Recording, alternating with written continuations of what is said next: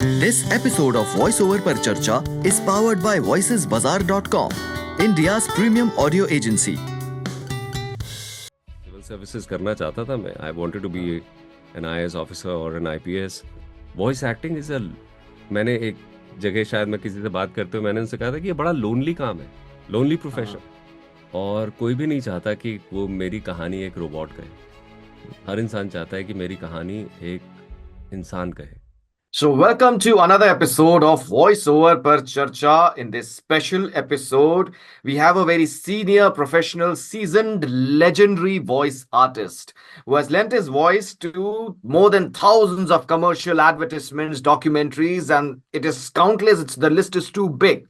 So, to my viewers, to my listeners, to my subscribers, it's a great honor, it's a pride, it's a privilege to have the one and only Mr. Surjan Singh on VoiceOver Per Charcha, who has more than 2 decades of experience. So, sir, बहुत बहुत धन्यवाद आपका इस show पर आने के लिए और आपका हार्दिक स्वागत है वॉइस ओवर पर चर्चा में. Thank you so much. और इतना जोशीला अभिवादन किया आपने. Thank you so much for this was wonderful. And thank you so much. And सभी लोगों को बहुत सारा प्यार. Thank you. बिल्कुल सर. और सबसे पहले मैं हमेशा whenever we start the episode, अब मैं हमेशा फील्ड में जो एक हिसाब से जो एंट्री पॉइंट होता है, जहां तक सर मैं आपके बारे में जानता हूं, आपके केस में वॉइसिंग का दूर दूर तक नाता नहीं था.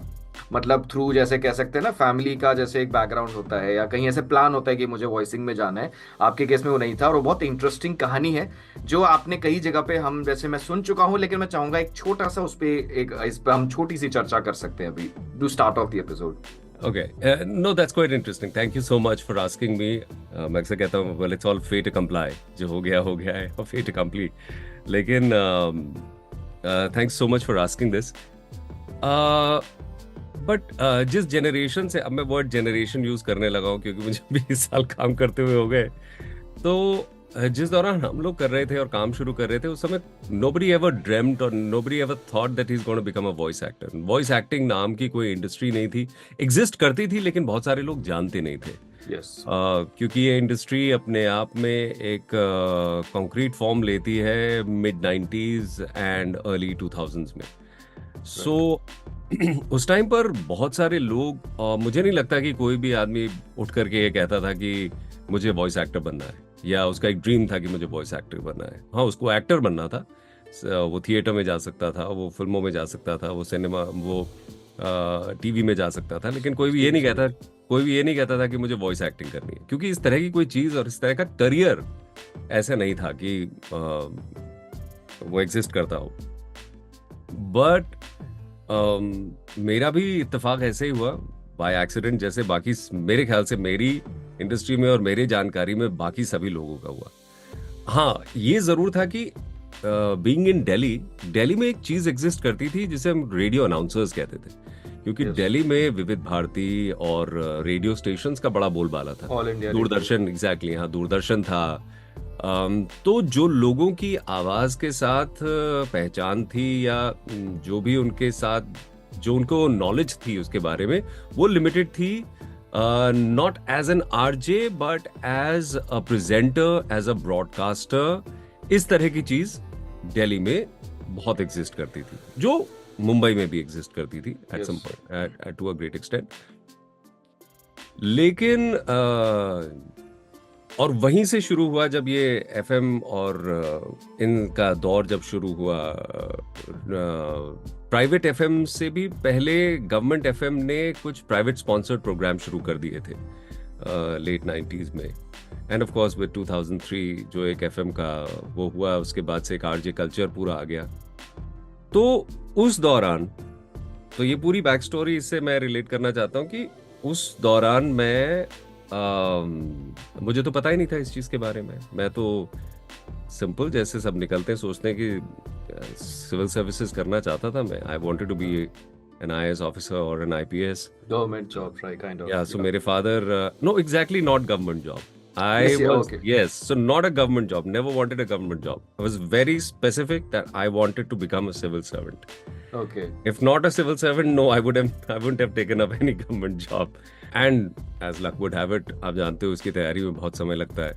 बहुत एक अटेम्प्ट मैंने छोड़ा भी, और तो इस पूरी प्रोसेस में मुझे कोई 5-6 साल लग गए. So it was in 2004-5 that I started dabbling with voice acting. And voice acting भी as such नहीं था. मैं actually audition करने गया था ऑल इंडिया रेडियो में, जहाँ मेरा सिलेक्शन हो गया था इंग्लिश हिंदी दोनों में ही. और लेकिन मैंने वहाँ कभी ड्यूटीज नहीं की, क्योंकि मुझे पहली जो ड्यूटी थी, जो शिफ्ट मिली थी, वही ग्रेवयार्ड शिफ्ट थी. ओके. तो लेकिन मैंने उसको परस्यू किया नहीं. ये हालांकि मैं ये नहीं कहूँगा कि मैंने उसको छोड़ा, और वहाँ ये और पैरेलली कुछ ऑडिशंस हो रहे थे. उसी दौरान मुझे पता लगा कि कुछ ऑडिशंस हो रहे हैं.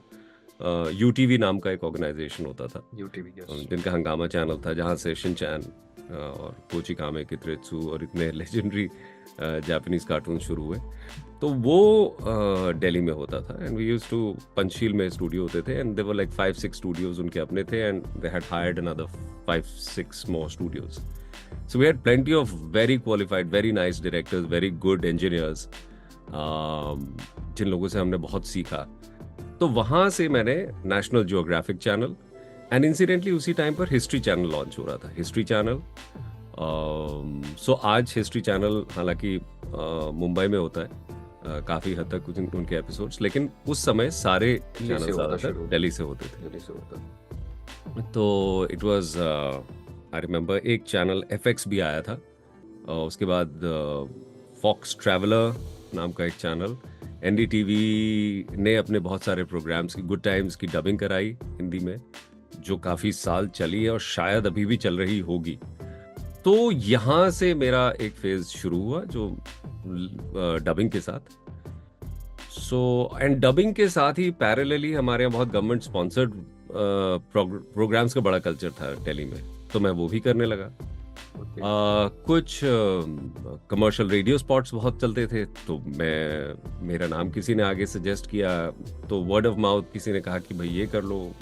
And I had a very youngish voice, और उस समय यंग वॉइसेस की शायद काफी डिमांड थी. So I think I was very lucky that I got to learn from very nice people, very good people in the industry. So thankfully, I think it was a very good time. It was those days जहाँ हम studios में जाया करते थे. आज आप जहाँ देख रहे हो, this is my own personal space and a home studio. अब तो सर थैंक्स टू टेक्नोलॉजी की घर से हम एक अच्छा आउटपुट डिलीवर कर सकते हैं. Exactly. स्टूडियोज में अपने अलग न्यूएंसेस होते हैं, साउंड इंजीनियर, बट फिर भी हम घर से एक अच्छा डिसेंट क्वालिटी आउटपुट दे सकते हैं आराम से. Oh yes, why not? I mean, and I always say that you should invest in good gears.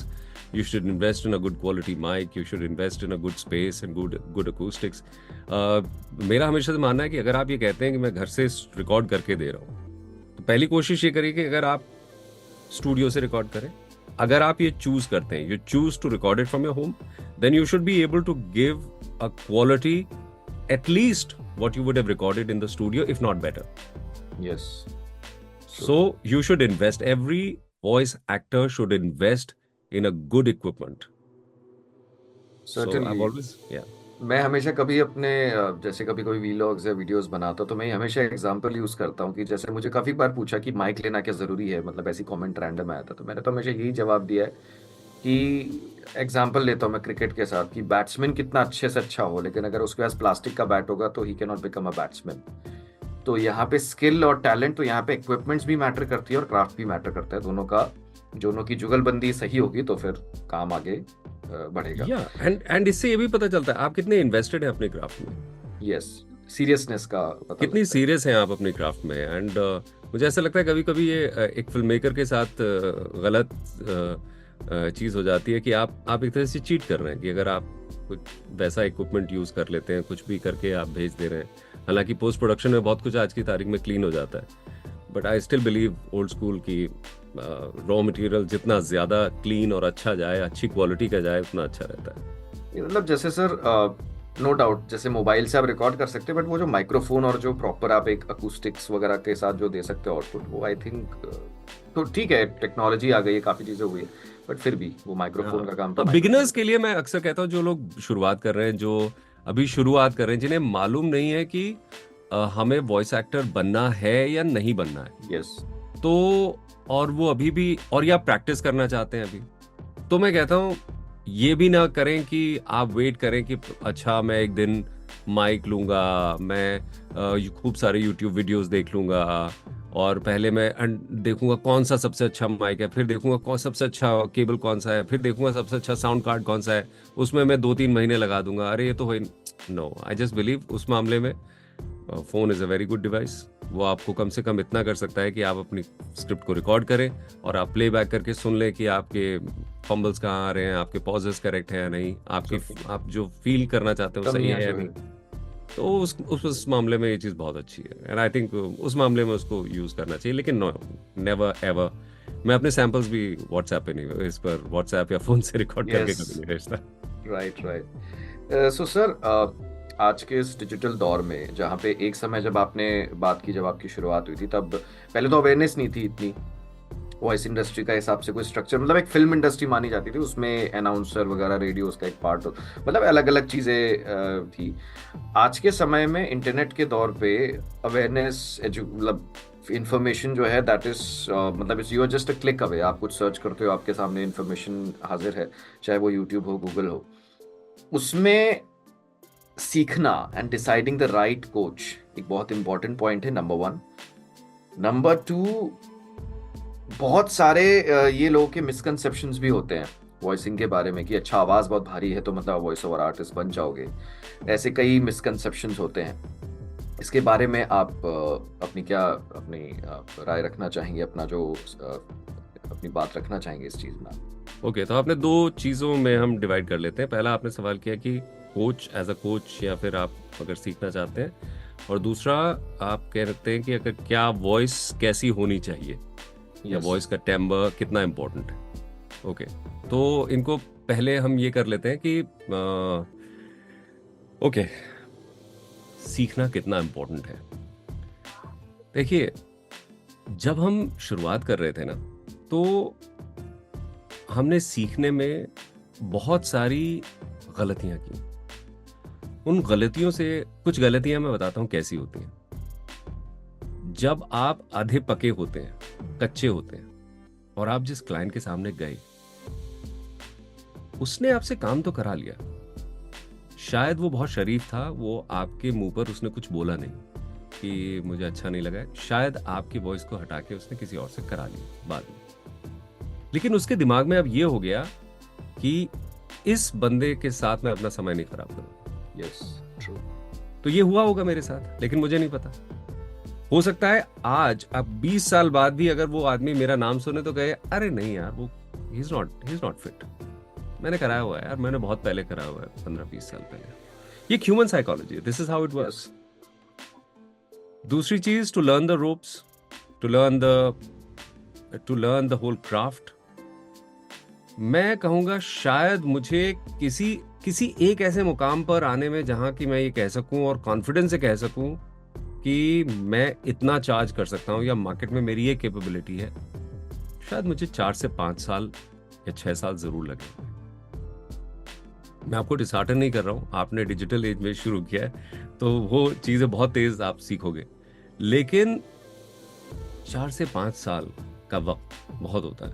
बहुत if you are 23 and you become like 26, 28, और तब जाके आपको ये चीज समझ आ रही है, तो जो कोच होता है ना, वो शायद आपको उस प्रोसेस को थोड़ा सा क्विकन कर सकता है। मैं ये नहीं कहता हूं कि वो उस प्रोसेस को 0 पर ले आएगा, नहीं, वो स्ट्रगल और वो मेहनत वो आप ही की है, लेकिन सही डायरेक्शन में आप अगर चीजें कर रहे होंगे तो आप बहुत सारे ऑब्स्टिकल्स को पार कर जाएंगे। Right.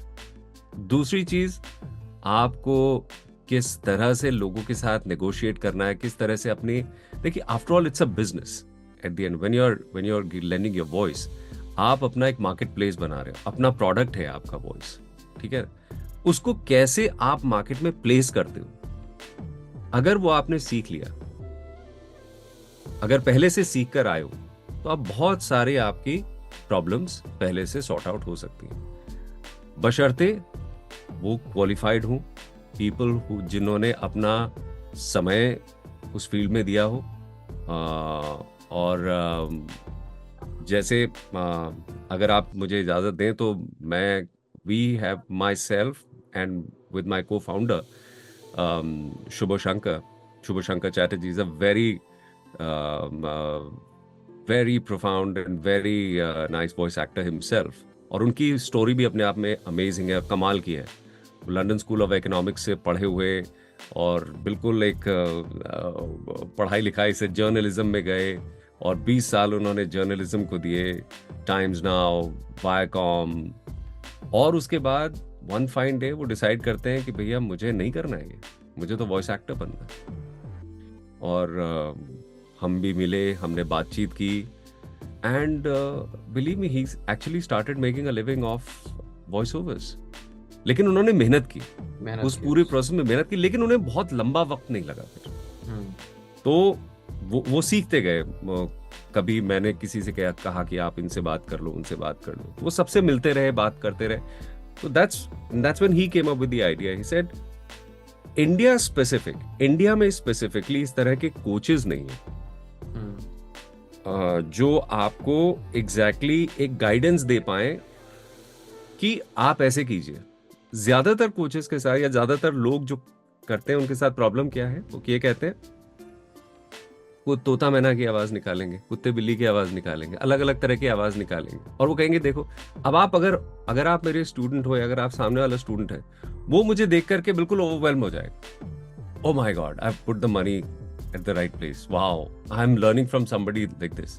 That's okay, but what is it doing to you?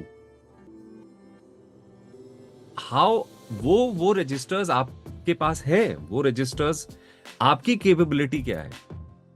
For all you know, अगर आप मिमिक्री नहीं करना चाहते, मैं बहुत अच्छी मिमिक्री करके आपको पूरी क्लासेस दे रहा हूं, बता रहा हूं, लेकिन आप में नहीं है, ना आप करना चाहते हैं, ना वो आपकी कोर कॉम्पिटेंसी, ना वो आपकी स्ट्रेंथ है.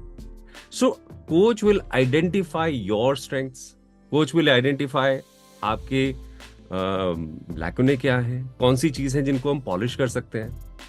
अब अगर एक स्क्रिप्ट आई और मैंने आपसे कहा कि चलो इसमें एक हम कैरेक्टर करते हैं, और मैं आपसे कहने लगूं कि नहीं देखो इसका कैरेक्टर की ऐसे बोलेगा, ये ऐसे ही क्यों बोलेगा कैरेक्टर? आप जब वॉइस करते हैं तो अपने हिसाब से अपना कुछ एक्सपीरियंस भी लेके आते हैं ना. True. तो आप अपने एक्सपीरियंस, अपनी समझ, अपनी सेंसिबिलिटी, उन सबको उसमें डालते हैं. द मोमेंट जब आप स्क्रिप्ट लेते हैं तो जितनी वो मेरी है उतनी वो आपकी हो जाती है. ठीक है, तो जब स्क्रिप्ट वो आपने ओन कर ली, तो अब जब वो मेरी हो गई है तो मैं अपना एक्सपीरियंस और अपनी सेंसिबिलिटी, जो मैंने आज तक समझा है, जो सीखा है, वो मैं उसमें डालूंगा.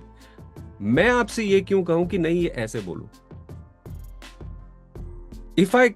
then I'm making a mistake, and then I'm saying what I'm asking you to do is do as I say. मेरी तरह बोलो. Now there's already one, तो उसका क्लोन क्यों बनाना है? तो ये ऐसी चीजें हैं जिनको ध्यान में देखना. ये है कि आप फेलियर से अपने आप को कैसे निकाल पाते. वॉइस एक्टिंग इज मैंने एक जगह, शायद मैं किसी से बात करते हुए मैंने उनसे कहा था कि ये बड़ा लोनली काम है, लोनली प्रोफेशन है. लोनली इसलिए नहीं कि आप अकेले और उसमें हो जाते हैं, नहीं, लोनली इसलिए कि आप ये डेलीगेट नहीं कर सकते किसी और को. The first call that comes from the client ने कहा कि भाई मुझे फिल्म मेकर ने कहा मुझे ये रिकॉर्डिंग आपकी चाहिए, वॉइस ओवर चाहिए, तो आपका पहला डिस्कशन वो उससे है, कोई और इसमें हेल्प नहीं कर सकता आपकी. आप अगर उसको अपनी फी बताना चाहते हैं तो भी आप ही को अपने एक्सपीरियंस से देखना पड़ेगा, मुझे फी कितनी बतानी चाहिए, कितना चार्ज करना चाहिए, कितना है, कम या ज्यादा तो नहीं. उसके बाद वो काम आता है आपके पास, समय निर्धारित करना है, मैं इतने बजे करूंगा, इतने बजे करूंगा, इतनी देर में करूंगा. अगर उसमें कोई चेंजेस आते हैं, कोई करेक्शन आता है, तो भी मैं ही करूंगा, चाहे मैं मॉल गया हूं, चाहे मैं किसी की शादी में हूं, चाहे मैं कुछ भी कर रहा हूं. ये हमारी लाइफ है, हम कुछ भी कर रहे होते हैं, हमें वो खत्म करके देना होता है, क्योंकि उसके लिए फिल्म मेकर के साथ मेरा ये बॉन्ड है, ये कमिटमेंट है. उसके बाद हम जब लास्ट में आते हैं तो इनवॉइसिंग पे आते हैं, तो हम जब काम खत्म कर लेते हैं तो उससे बात करना कि भाई कब होगा. अब हिंदुस्तान में ऐसे कम लोग हैं जो आपको पलट के आके कहते हैं कि भाई रेज कर दो.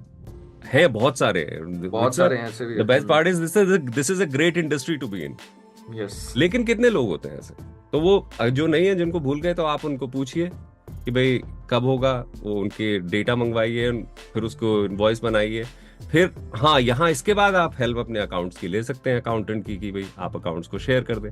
तो यहां तक का जो पूरा प्रोफेशन है, वो जो पूरा समय है, ये लोनली है, ये आपका अपना है। राइट।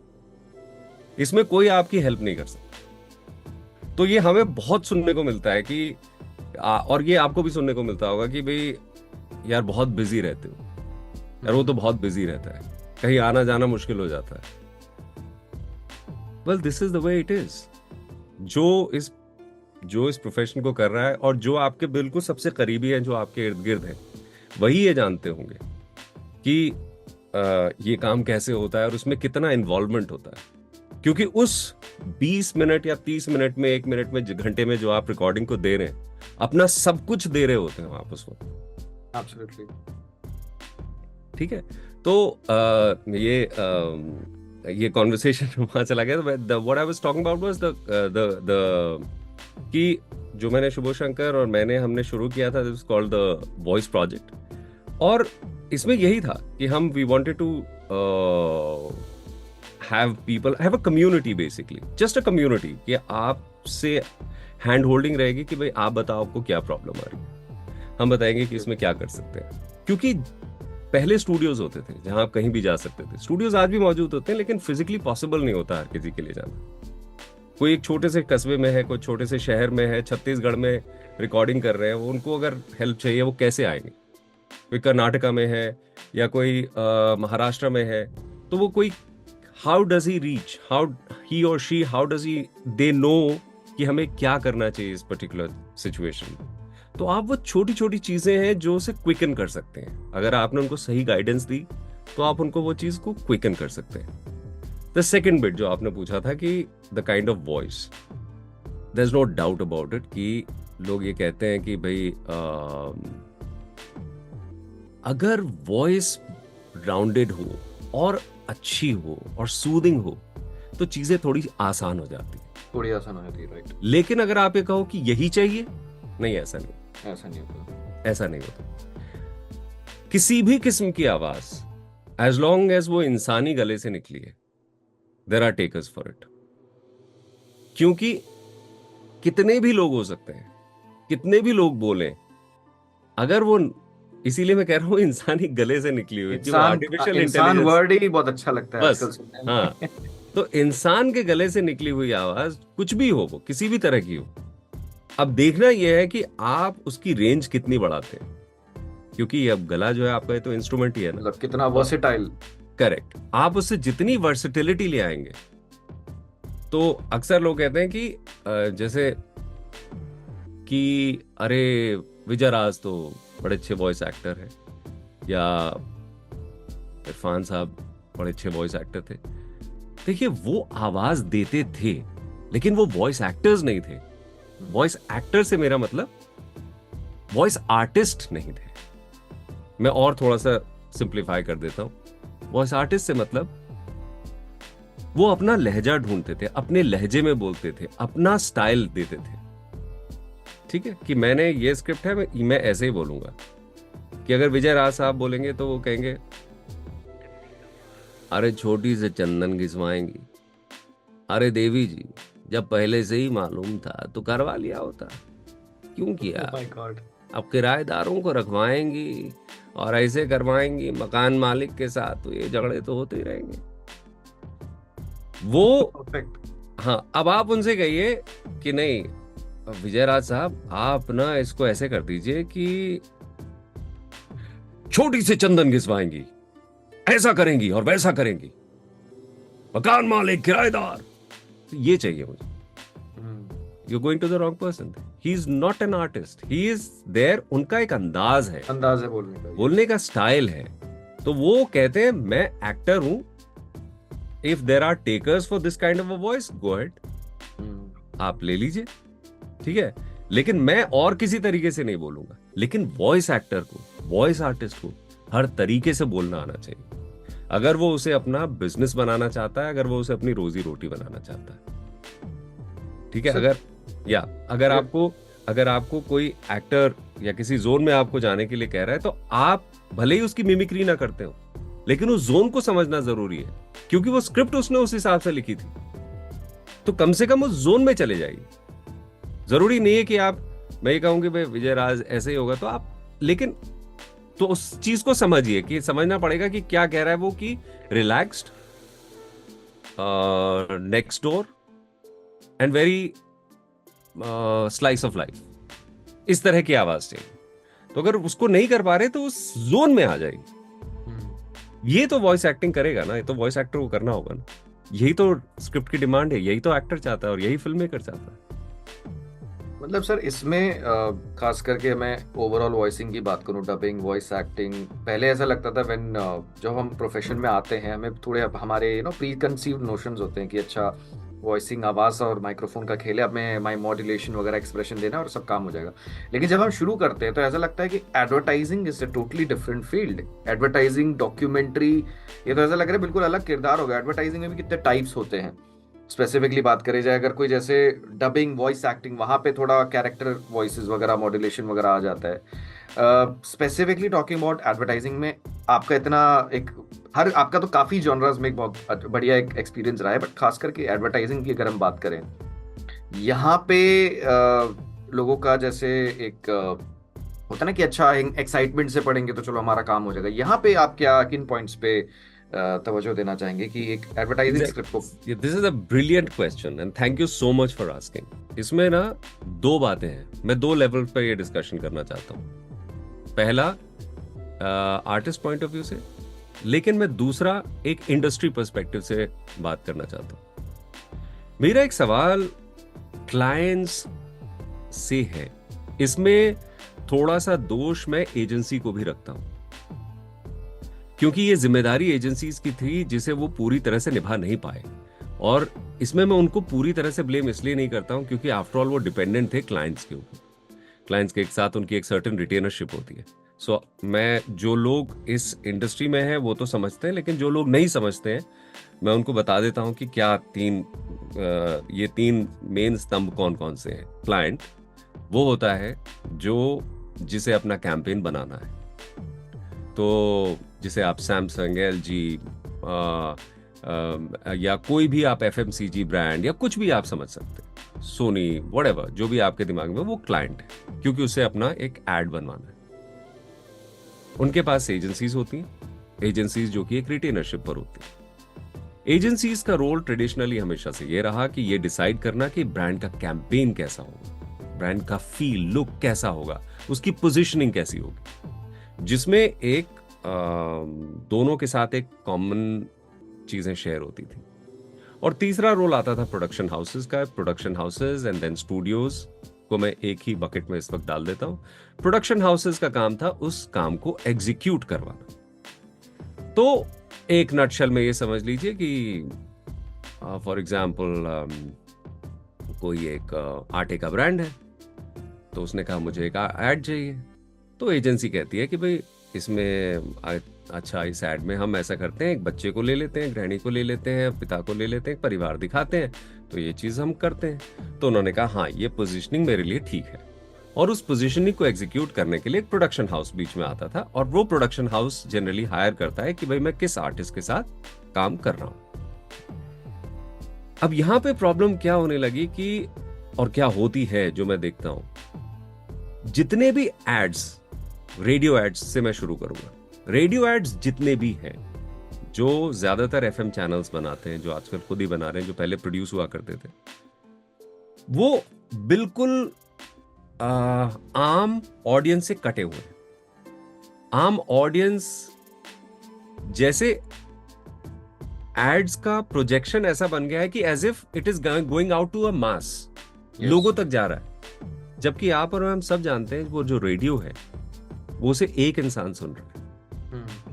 एक इंसान मान के चलते हैं। जब आप एक आरजे भी होता है तो आरजे जब सामने वाले से बात करता है तो वो एक इंसान से बात करता है, एक इंसान को एड्रेस करता है, ना कि वो लोगों को एड्रेस करता है।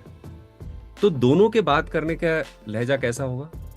जब मैं लोगों से बात करूंगा, जब मैं मैस ऑडियंस से बात करूंगा, लोगों से, दुनिया से बात करूंगा, तो मैं कहूंगा और मैं आपको बताना चाहता हूं, मैं लोगों को कहना चाहता हूं कि ऐसा होगा। ये होता है मैस ऑडियंस, मैस से रीच आउट करने का तरीका। लेकिन जब आप एक इंसान से करते हैं, जब रीच आउट करते हैं, तो उससे कैसे बात करते हैं कि आप कैसे हैं और क्या हो रहा है। अगर आप मुझसे कहना चाहते हैं कि यार मुझे ना फलानी जगह जाना है, अरे यार मैं कहता हूँ आप वहां जाओ, उस जगह जाओ, सबसे बढ़िया जगह मिलेगी आपको। और क्या चाहिए आपको? आप कहते हैं नहीं यार मेरी ना गाड़ी खराब हो गई है, मुझे मजा नहीं आ रहा। अच्छा एक काम करो, आप उस जगह जाओ, मेरे दोस्त ने ली थी भाई साहब, सबसे बढ़िया है। Now this is what is creating, ये है जो कॉन्वर्सेशन होगा। लेकिन हमारा कॉन्वर्सेशन कैसा हो चुका है रेडियोस में? ऑफिस की सेटिंग, मान लीजिए ऑफिस में 3 लोग बैठे और कैसा है, क्यों? क्योंकि हमें सब कुछ, और दूसरी चीज हमें सब कुछ 20 सेकंड में खत्म करना है। तो चलो समय मुझे समझ में आता है कि चलो आपको 20 सेकंड में खत्म करना है, एक एड का पैसे का एक दायरा है, फाइनेंस भी देखना होता है आपको, 20 सेकंड का समय आपके पास। और कैसा चल रहा है? अरे बस क्या बताऊं, मेरी गाड़ी पुरानी हो गई है। अरे तो आज ही चलना, मारुति के या महिंद्रा के या इस शोरूम पर चलना, और वहां जाके तुझे मिलेगी ये सबसे अच्छी गाड़ी, ठीक है। और उसके बाद पीछे एक धड़धड़ाता हुआ था कोई मेरे तरह का कोई व्यू आएगा जो आके बोल देगा कि जी हाँ आज ही पहुंचिए, नई मारुति गाड़ी लीजिए। ये जब आपको हंसी आ रही है अभी, तो क्या ऑडियंस हंस नहीं रही हो? ये इतनी ज्यादा एनर्जी क्यों है? मैं हर दिन जो भी एड्स करता हूं सब में एक चीज होती है, इमोशंस मिस हो चुके हैं, सब कहते हैं एनर्जी चाहिए, एनर्जी चाहिए। क्यों? क्योंकि हर क्लाइंट को लग रहा है कि मेरा जो एड है वो बाकी सबके एड के पीछे दब ना जाए। अरे भाई वो दब नहीं रहा है, वो रिसीव हो रहा है, वो इंसानी लेवल पे रिसीव हो रहा है। अगर यही स्क्रिप्ट इस तरह से कही जा सकती थी कि अरे क्यों परेशान क्यों लग रहे हो, अरे यार क्या बताऊं, मैं गाड़ी से रोज परेशान रहता हूं। अच्छा, अरे मेरे दोस्त ने अभी अभी एक नई गाड़ी ली है, तो तुम आज ही जाओ ना, ठीक है। तो उसके बाद एक एमवीओ आ जाए, आप किस बात का इंतजार कर रहे हैं, तो आप भी पहुंचिए ना। तो ये कनेक्ट हुआ। नाउ एक आर्टिस्ट, अब ये मैं आपको आर्टिस्ट के पॉइंट ऑफ व्यू से बताता हूं कि आर्टिस्ट जब भी रिकॉर्ड करता है तो वो एक कनेक्ट बनाना चाहता है। उसका काम वॉइस ओवर करना नहीं है। वॉइस ओवर हमने इसको नाम दिया हुआ है कि हमें एक वॉइस ओवर चाहिए। उसका मेन काम है कनेक्ट बनाना। मुझे इस लाइन से आपके दिल तक पहुंचना है कि आप खरीदे चाहे ना खरीदे, मेरी बात आपके दिल तक पहुंच जाए, ताकि वो आपके डिसीजन मेकिंग में आसान कर दे चीजों को। तो ये मेरी एक वो है जो बहस है जो मैं रोज करता हूं, कोशिश करता हूं और रोज हारता हूं।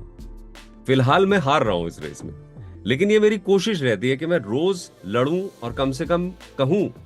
आज ही अभी मैंने एक एड खत्म किया है जिसमें कि वो एक पिता के ऊपर है और वो शायद एक आदमियों की कुछ चीजों के ऊपर है कि भाई वो काफी लो फील करते हैं something, but there was a requirement, they wanted more energy. बोले नहीं रुआसा, मतलब थोड़ा ऐसा दुख भरा नहीं, क्योंकि दुख भरा माहौल नहीं चाहिए। अरे तो क्या दुख हमारे समाज में नहीं एग्जिस्ट करता? दिल तक कैसे पहुंचेगी चीज जब तक उसके अंदर मर्म नहीं होगा, जब तक उसके अंदर वो रस नहीं होगा, तब तक कैसे पहुंचेगी वो चीज? आई नो वो हो सकता है पहले 10 सेकंड में ना पहुंचे, लेकिन जब दोबारा एड प्ले होगा तो शायद दूसरी बार में पहुंच जाएगा वो। लेकिन क्या आपको लगता है कि अगर कोई एड इस तरह से 10 बार प्ले हो रहा है और हाई पिच में प्ले हो रहा है, आज ही पहुंचिए। दूसरा, एड्स के अंदर, एडवर्टाइजमेंट्स में, रेडियोस पर नंबर्स प्ले होना। आपका केवल 20 सेकंड है, उस 20 सेकंड के अंदर भी क्लाइंट इज इंसिस्टिंग कि मेरा नंबर बोला जाए। भाई कौन समझाए कि जब आप और मैं, हम एक दूसरे के साथ आज की तारीख में नंबर ऐसे एक्सचेंज नहीं करते। मगर मैंने अगर आपसे भी पूछा कि आपका नंबर क्या है, तो आप क्या कहेंगे? मैं अगर आपसे कहूं कि मेरा आप नंबर ले लीजिए, आपका पहला रिएक्शन क्या होगा? व्हाट्सएप कर दीजिए, कॉन्टैक्ट कार्ड, मुझे एग्जैक्टली कि मुझे याद नहीं रहेगा। जब हम 2 लोग आपस में दोस्त हैं, ठीक है, और एक दूसरे के साथ हम नंबर में ये कह रहे हैं कि आप मुझे व्हाट्सएप कर दीजिए ताकि मैं सेव कर सकूं, तो जिसे मैं जानता नहीं हूं, जिस प्रोडक्ट को मैं जानता नहीं हूं, जिससे मेरा कनेक्ट नहीं, उस नंबर को आपको लगता है मैं याद रखूंगा? 99556633 क्यों रखूंगा मैं उस नंबर को? तो वो समय जो आपने, कीमती समय जो आपने 5 से 6 सेकंड उसमें बर्बाद किए, क्या उसको स्टोरी टेलिंग में नहीं ऐड कर सकते थे? तीसरा मेरा एक गुरेज होता है इस पर्टिकुलर लाइन से ऐड के अंदर, आज ही अपने नजदीकी स्टोर जाए। ये मैं कम से कम 1,00,000 बार बोल चुका हूं, आज ही जाकर खरीदें या आज ही जाकर नजदीकी स्टोर से लें। मुझे नहीं मालूम, शायद इसके पीछे ये साइकोलॉजी होगी कि कॉल टू एक्शन होना चाहिए। कॉल टू एक्शन एक हरीनेस का वो ले आता है, लेकिन ये पूरा ऐड हम इसीलिए तो बना रहे थे। 30 सेकंड का ऐड हमने इसीलिए बनाया था कि ताकि आप जल्दी जाएं। उसके बावजूद आपको ये कहना पड़ा नहीं जल्दी जाएं। तो ये चलिए, मैं तीसरी बात फिर भी मैं मान सकता हूं कि कहीं ना कहीं लोगों के दिमाग में है कि हमें एक urgency create, sense of urgency create करनी चाहिए। वो हालांकि मुझे लगता है ये कह के ना की जाए, सेंस ऑफ अर्जेंसी बातों के अंदर ऐसी कर दी जाए कि वो उसके अंदर अर्जेंसी हो जाए, कि वो जाए और वो सामान खरीद के लाए। तो आर्टिस्ट के लेवल पे अब ये प्रॉब्लम आ जाती है कि जो उसका अल्टीमेट मकसद है, दिल तक पहुंचना, वो अब चेंज हो चुका है एनर्जेटिक व्यू के फॉर्म में। मतलब एक हिसाब से मार्केटिंग कंसिडर करते हैं। और आर्टिस्ट के पास क्या होता है ना सर, कि it's like you are playing a role. आपको जो डायरेक्टर बोलता है आपको वो करना है, तो वहां पे फिर हम अपने उसमें मतलब आर्टिस्ट अपने इनपुट्स वगैरह देगा भी तो सुना नहीं जाएगा उसको। एब्सोल्युटली, मैं यही करता हूं। अगर सामने डायरेक्टर है या जो भी, जिसने की भी वो फिल्म है, जब उसने लिखा है तो मैं उसको वैसे ही बोलूंगा जैसे वो चाहता है। जैसा वो क्यों? चाहता क्योंकि है। उसकी एजेंसी चाहती है। और ये मुझे याद है, जब हम 15-20 साल पहले शुरू कर रहे थे, agencies were really mindful of this. Agencies आज भी माइंडफुल है, वो आज भी कोशिश करती हैं। लेकिन मुझे लगता है कहीं ना कहीं क्लाइंट्स अब इतना डोमिनेट करते हैं कि शायद उनकी बात अनसुनी हो जाती है, क्योंकि वो चाहते हैं, बिकॉज उनका एक, आप एजेंसी में बैठे हुए एक कॉपीराइटर की कहानी सोचिए ना, वो क्या है, वो क्यों आया है, इस फील्ड में क्यों आया है? वो भी कहानियां लिखना चाहता है, वो भी आपके दिल तक बात पहुंचाना चाहता है। वो अगर आप उससे ये भी बोलेंगे ना कि मुझे ये वॉशिंग पाउडर का ऐड करना है, तो उसमें भी वो पोइट्री लिख देगा और वो उसमें भी वो आपके दिल तक पहुंचाने वाली बात कह देगा। अब उसने इतनी मेहनत से लिखी है, आपने कहा नहीं, पहली चीज तो 10 सेकंड में कर दो, और वो 10 सेकंड के लिए कहानी लिखेगा फिर, ठीक है? उसमें भी वो कहानी लिखने की कोशिश करता है, लेकिन फिर वही, वहां पर कुछ मार्केट फोर्सेस आ जाते हैं। मार्केट फोर्सेस में सेल्स ड्रिवन इतनी चीजें, and here I don't mean to blame anyone. उनकी होंगी कुछ ना कुछ तो फीडबैक उनको भी आया होगा, इसी वजह से सब लोग कर रहे हैं। लेकिन इससे क्या होता है, आपकी पूरी क्राफ्ट अफेक्ट होती है। अब आपसे मैं कहना चाहता हूं कि आप, यही होता है ना, अभी वेस्ट में, हॉलीवुड में, अगर हम जो कोचेस से बात करते हैं, जिनसे भी हम बात करते हैं, जितने भी कोचेस हैं, जो भी सबसे आप बात करें, उनका यही है कि हम जो कम्युनिकेशन करते हैं वो सामने टीजी के साथ रेजोनेट होना चाहिए, जो सामने टीजी। लेकिन वो जो टीजी है, वहां आप तो चिल्ला रहे हो। क्यों? क्योंकि आप ये सोच रहे हो radio is going out to so many people. No, it is going to one person. There is one person, maybe a husband, wife, maybe their kid, or maybe a family. That's it. इतने ही लोग उस radio को सुन रहे हैं और कोई नहीं सुन रहा है। तो फिर हम क्यों चीख रहे हैं उसको?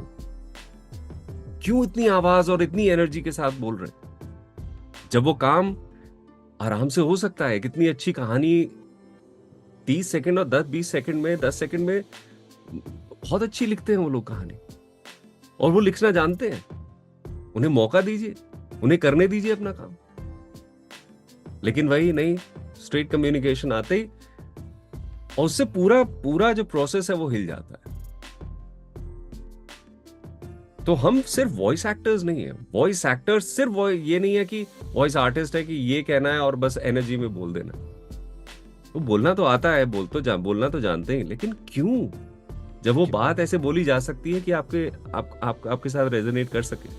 तो यहाँ सर, यहाँ पे वही अलग अलग सिचुएशन के हिसाब से अपने आप को ढालना, चाहे आपने बात की एनर्जी हो, चाहे वो मॉड्यूलेशन हो, चाहे एक्सप्रेशन हो, जहाँ जैसी मर्जी।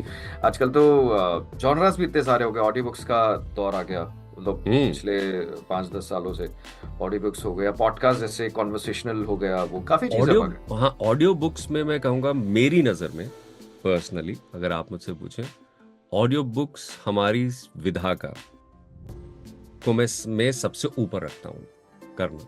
उनको रिकॉर्ड करना अपने आप में सबसे ज्यादा डिफिकल्ट होता है।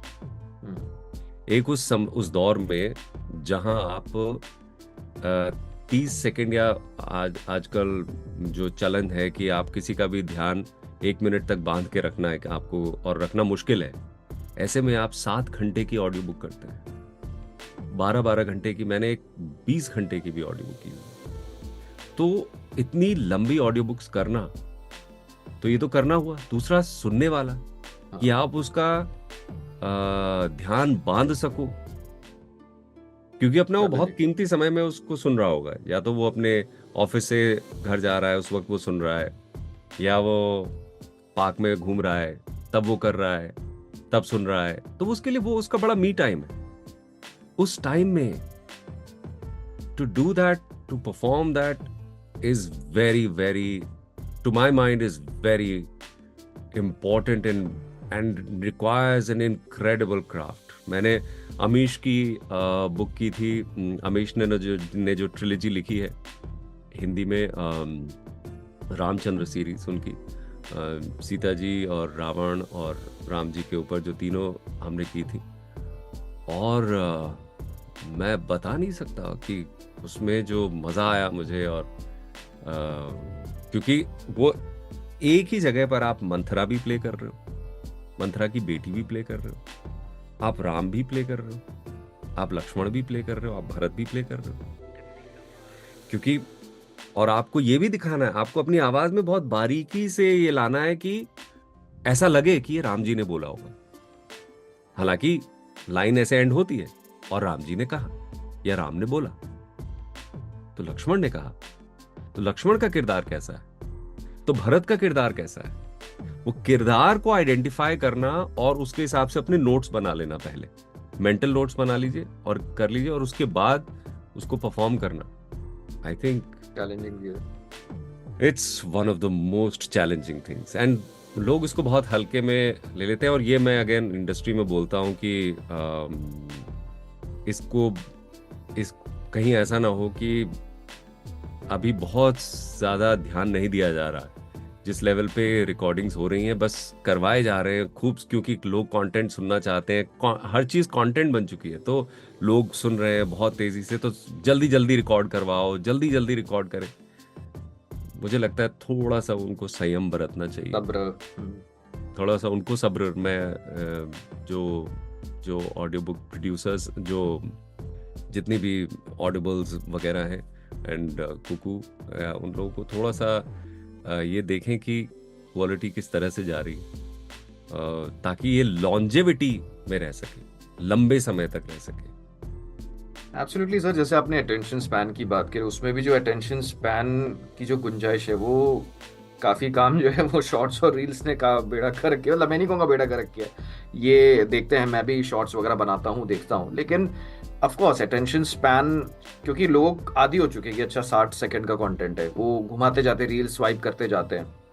तो उसमें जितना मतलब होता है ना, जिसमें जितना आप दाल में तड़का लगाओगे, वो तड़का लगाने वाली बात है जो आपने कही है कि ऑडियो हाँ, मतलब मैं तो बिल्कुल रील्स को ब्लेम नहीं करता। बहुत ही इंटरेस्टिंग कॉन्सेप्ट है, and it's very very interesting, और बहुत आप अटेंशन ग्रैब कर सकते हैं। और आई थिंक ये बहुत कुछ अपना सेल्फ डिसिप्लिन के ऊपर है। मैं पर्सनली कोशिश करता हूँ कि मेरे उसमें वो ऑफ रहता है, और जब मुझे जाना होता है तो मैं पूछता हूँ इंस्टा से, और इंस्टा कहता है ओके 1 मिनट, 15 मिनट्स या होल डे। तो मैं कहता हूँ कि भाई मुझे 15 मिनट देखना है, तो वो भी एक स्क्रीन है मेरे लिए, तो मैं थोड़ी देर कंज्यूम करता हूँ उसको जब तक करना चाहता हूँ। एंड देन एल्गोरिदम इतना स्मार्ट हो चुका है कि जिस तरह का कंटेंट आप देखना पसंद करते हैं, उसी तरह का कंटेंट वो आपको दिखाता जाता है। तो it's a very interesting medium. In fact it's a very strong advertising medium now, and I think advertisers should explore this even more. वो लोग वॉइस एक्टर्स यूज कर रहे हैं। I have recorded so many things for Insta, it's very interesting कि वो लोग हमसे recording कराते हैं उसके लिए। एंड सो मेरे नज़र में तो एक बहुत अच्छा मार्केटिंग टूल है वो। अगर अच्छी कहानियां कही जाएं, और यहाँ पर अब आपको 30 सेकंड की वो भी नहीं है, आप 50 भी जा सकते हैं, शायद रील्स का 60 सेकंड्स होता है बड़ा समथिंग, है ड्यूरेशन, वो चेंज थोड़ा होता बड़ा है, ड्यूरेशन, हाँ, तो एक्सटेंड आप करते हैं वो लोग। हाँ। एक्सटेंड कर सकते हैं आप। तो I think it's a very very strong marketing tool, जिसको अभी भी शायद हमने बहुत ज्यादा लेवरेज नहीं किया है। तो वॉइस एक्टर्स के लिए it's a great time. I mean they should they I hope they're listening, and they should use the voice actors in this. तो कितनी वैरायटी हो गई है, इतने रील्स हो गया, जैसे पॉडकास्ट, ऑडियो बुक्स, मतलब thanks to the digital age. Sir मैं एक चीज़ पूछनी भूल गया, मेरे जहन में था, जो आप वॉइस प्रोजेक्ट की जो आप बता रहे थे, वो एक एग्जैक्टली क्या एक कम्युनिटी है, और is it a kind of मतलब एक इंस्टीट्यूशन है? मैं रह गया मेरे। Yeah, so institution, we don't like to call it, but it has some structured courses, and it has a proper course where we currently we have like a 3-month kind of a thing. People who are really interested, so we kind of leave out a webinar. So अच्छा, webinar webinar। में so webinar में हम एक ऐसा conduct करते हैं कि जहाँ पर हम सभी चीज़ें इंडस्ट्री के बारे में बताते हैं। ये कुछ ऐसा ही है, एक तरह का पॉडकास्ट जैसे आप समझ लो, क्योंकि इसमें शुभ और मैं होते हैं, और हम इंडस्ट्री की जो भी बारीकियां होती हैं वो हम लोगों तक पहुंचाते हैं। और क्योंकि ऐसे हमारे पास बहुत सवाल आते हैं जहां पर लोग कहते हैं नहीं, हमें थोड़ा सा पर्सनल अटेंशन चाहिए। तो for them we have a very specific set of module, जिसमें कि हम, एंड वो ज्यादातर माइंडसेट से रिलेटेड है, क्योंकि लोग ये चीज नहीं समझते हैं। लोगों को ये लगता है कि बस वॉइस ओवर ऐसा है कि हमें कुछ टूल्स दे दो, ब्रीदिंग एक्सरसाइज बता दो, हम वॉइस को कैसे पिचअप कर दें, प्रोजेक्शंस कैसे कर दें, बस ये हमें बता दो। But you are now in this profession and you understand कि mindset and all the things around voice overs are far more important than just this. ये तो सिर्फ प्रैक्टिस से आ जाएगी, लेकिन आप फेलियर से कैसे पार पाएंगे, डिसिप्लिन कैसे लेके आएंगे, क्लाइंट के साथ रैपो कैसे बनाएंगे, और सर मल्टीटास्किंग, एक हिसाब से मल्टीटास्किंग, एग्जैक्टली मल्टीटास्किंग आप कैसे करेंगे कि आपको बहुत सारी चीजें कर रहे हो और उसमें भी आपको ये समय निकालना है। और अगर आज आपका वॉइस ओवर नहीं आया तो नहीं, कोई बात नहीं, मुझे अपने लिए खाली प्रैक्टिस करनी। 2 दिन अगर आपके पास कोई वॉइस ओवर नहीं है तो आप क्या करेंगे? प्रैक्टिस कीजिए। और अगर आपने किसी ने बड़ी मेहनत से आपने रिकॉर्ड किया, किसी ने कहा नहीं मुझे पसंद नहीं आया, एक्चुअली क्लाइंट ने किसी और को ले लिया, उस रिजेक्शन से आप कैसे पार पाएंगे? कैसे उससे डील करें? क्लाइंट आपको बोल रहा है या आपको कोई कह रहा है कि नहीं मुझे आवाज ऐसी ऐसी करके चाहिए, मुझे ऐसी चाहिए, वैसी चाहिए, कैसे उससे डील करें? आपके क्या सवाल होने चाहिए लोगों से? तो उसको डिसाइफर करने के लिए we have kind of created a module, and it's an ongoing process, and there are also short modules which are specifically designed for audiobooks, for these ऐसे अलग अलग वो होंगे जो बहुत specifically, and there is one that we're coming out with which is for especially for YouTubers. If you want to be a YouTuber, if you want to be an Instagrammer, there has to be something very very unique, tailored to your. तो what are the, जैसे आपने लिए कहते हैं कि भाई mic ले रहा हूँ, कितने लोग माइक अच्छा यूज करते हैं, लेकिन आपने कहा नहीं मैं अपने ब्लॉग के लिए एक अच्छा माइक यूज कर लेता हूँ। तो ऐसे ही अगर आप तो फिर भी एक ट्रेंड वॉइस एक्टर, अगर आप ना होते, अगर आपको पता चलता कि नहीं, अगर आप थोड़े से न्यूआंसेस और इसमें अपनी भाषा को थोड़ा सा इसमें और सफाई कर ले आए, थोड़ी सी और ये प्रैक्टिस कर ले, तो आपके लिए कितना रिफाइनमेंट हो सकती है, आपकी क्वालिटी कितनी अच्छी बढ़ सकती है।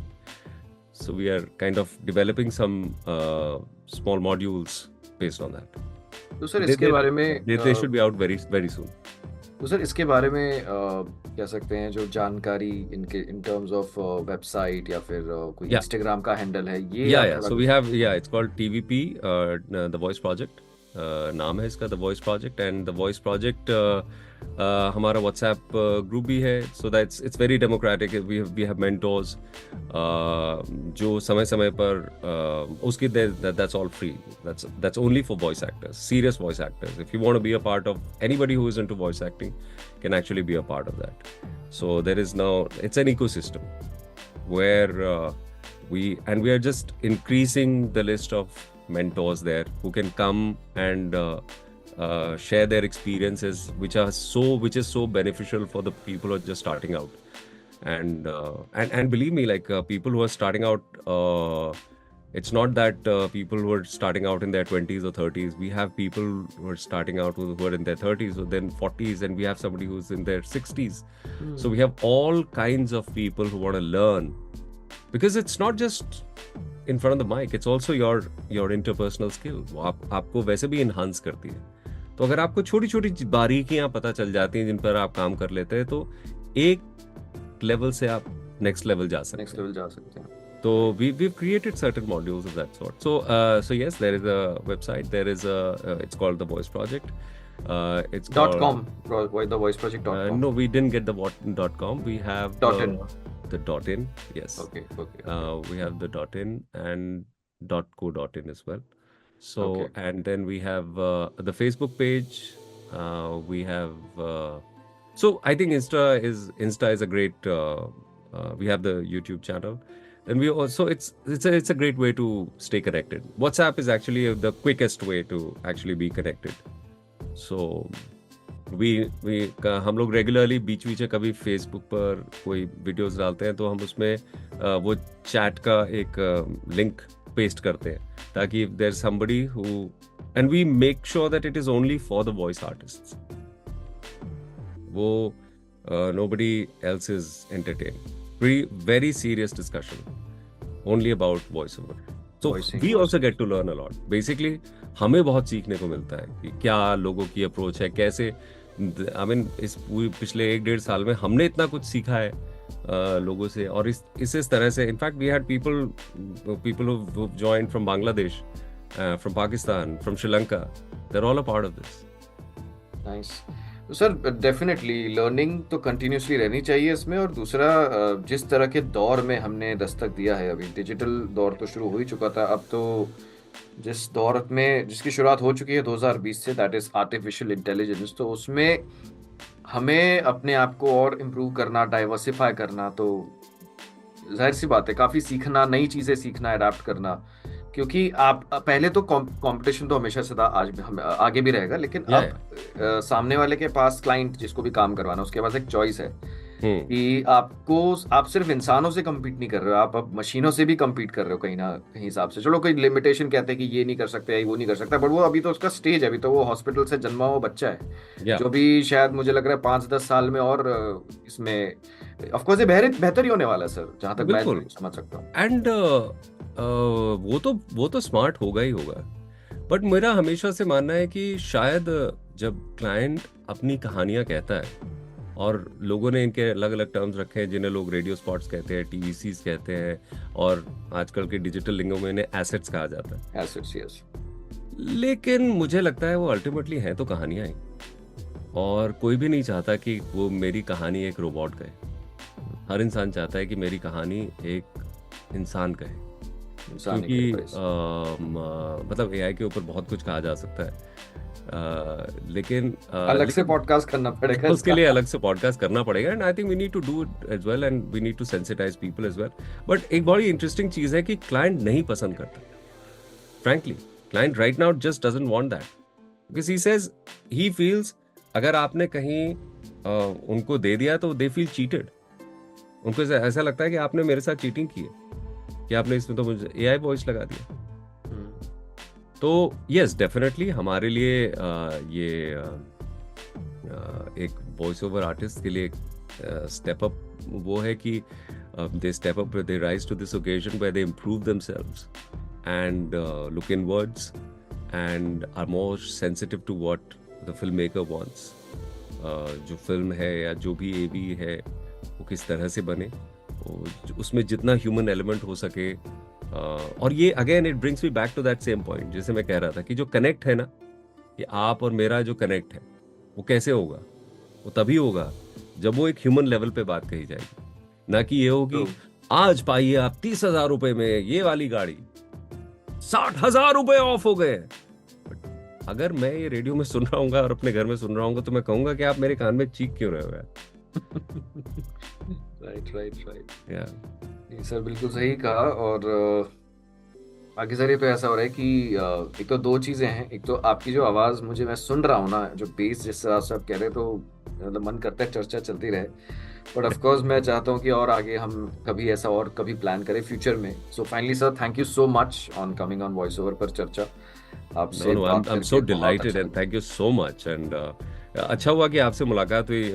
मुझे आपकी भी कहानी बड़ी इंटरेस्टिंग लगी एंड होना चाहिए कि कोई आपके आपके आपके ऊपर भी पॉडकास्ट करे because you have a very interesting story. I hope you really told this story in some और द अदर वे अभी व्हेन नहीं वी कही मेट। सर, कहीं नहीं, बहुत ओके। कम। मैंने एक जगह पे हमारे एक वॉइस आर्टिस्ट है, सीनियर वॉइस आर्टिस्ट है नेशमा मैम, उनका एक पॉडकास्ट है नावा का रेडियो, हम्म। वहां पे मैं गया था। वहां पे तो एक मतलब जैसे एक हमारी बातचीत हुई थी वॉइस ओवर के बारे में।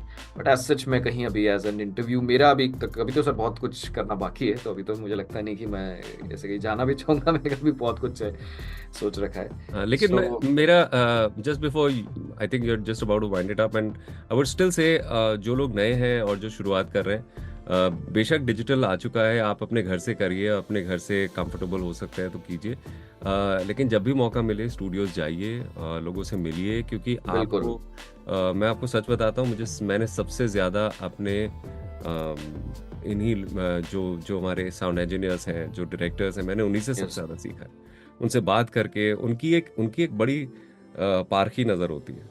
जब वो आपसे कहते हैं ना कि ज़रा थोड़ा सा ऊंचा बोलिए, यहाँ थोड़ा सा नीचा बोलिए, वो बहुत गहरी बात होती है। वो सालों से सुनते आ रहे हैं और वो सालों से एग्जैक्टली। उनका तजुर्बा भी है। और साथ में जो एक स्टूडियो का एक एम्बियंस होता है, आप जब देखते हैं अलग रिकॉर्डिंग्स देखते हैं तो एक अलग ही चीज है। नो डाउट बिल्कुल। घर से आप डिलीवर जरूर कर सकते हो, बट ये एक्सपोजर बहुत जरूरी है। पूरी मैं 100% इस बात से एग्री करता हाँ, हूँ, तो बिल्कुल। जब भी मैं मौका मतलब में, हाँ, आप कहीं भी हो, जब भी मौका मिले और इसका बड़ा सिंपल प्रोसीजर है। मैं आपको ये भी बता सकता हूँ कि अगर आप कहीं जाते हैं, आप कहें कि अरे मुझे तो कोई बुलाता नहीं है, कोई बात नहीं ना। स्टूडियोज डोंट वो आज भी बहुत इंडिया के हिसाब से they not very expensive. Yes. आप बुक कीजिए और 1 घंटे की अपनी रिकॉर्डिंग करने वहां चले जाइए। आप उनसे सीखेंगे ना, हो सकता है वही आपको बता दें।